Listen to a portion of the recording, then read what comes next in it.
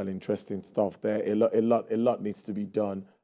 Let's see how we can jump to about 10,000 megawatts, and let's take it up from there as we continue to move very fast, like the president has said. We'll continue to move. Well, let's look at markets, and the market is ending the week very interestingly. Well, despite the odds, the negatives, we are still ending the week positive.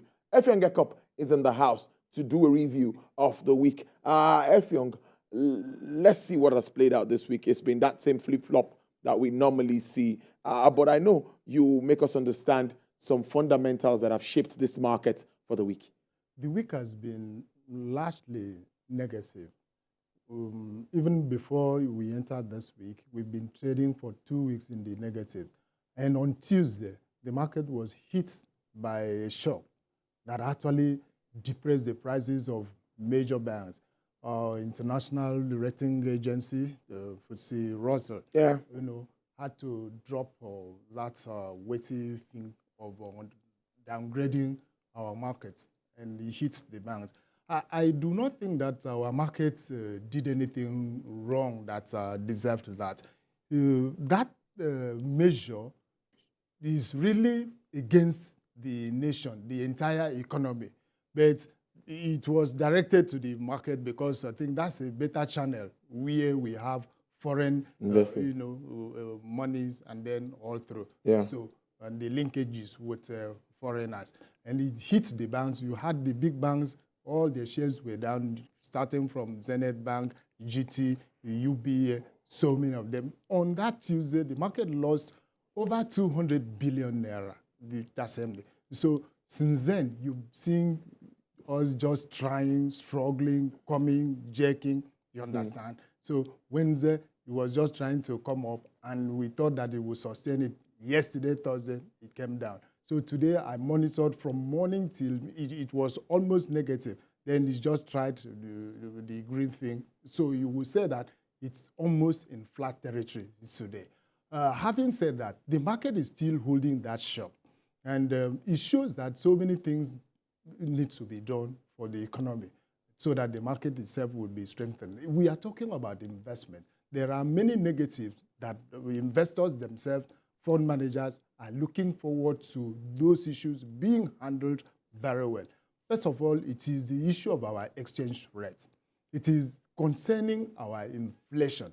So energy issues that manufacturers are complaining. These three things affect investments directly, and we need to do a lot. So as it is now, you would say that investors are really taking the back seat and then surveying this and expecting those who need to do the thing to come up with maybe a template that they will be convinced that something positive will happen. But the thing is, for how long? Do you understand? You know, in the last 3 months, the market was really upcoming, and we were pleased that after about 4 years that the brokers have lost so much and investors, we were about getting up. But because we have so many things in our economy, you run left and then suddenly you turn right, you go forward, suddenly you are drawn back. So that's the issue. So some people think that, well, they have to wait. And you now see they stay on the sales window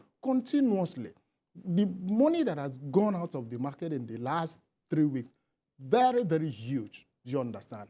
So maybe they are taking that back to, I don't know any type of investment that anybody can do in the larger economy, honestly, because those who are running shops, they are complaining. Customers are not picking up the item.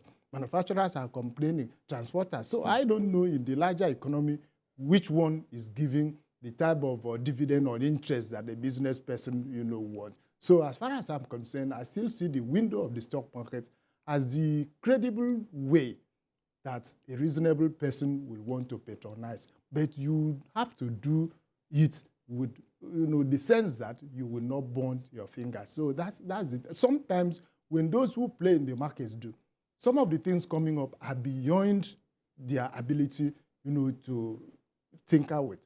It is externally controlled. So that's where the problem is. That's big. That's really, really, really, really big. So what's your outlook moving on? My outlook is damn negative. Straight up. Yes, negative. Because even some companies were about bringing the half-year results. We saw about 2-3 banks and they performed above average. But other manufacturing companies, yesterday I attended an event from a fintech company.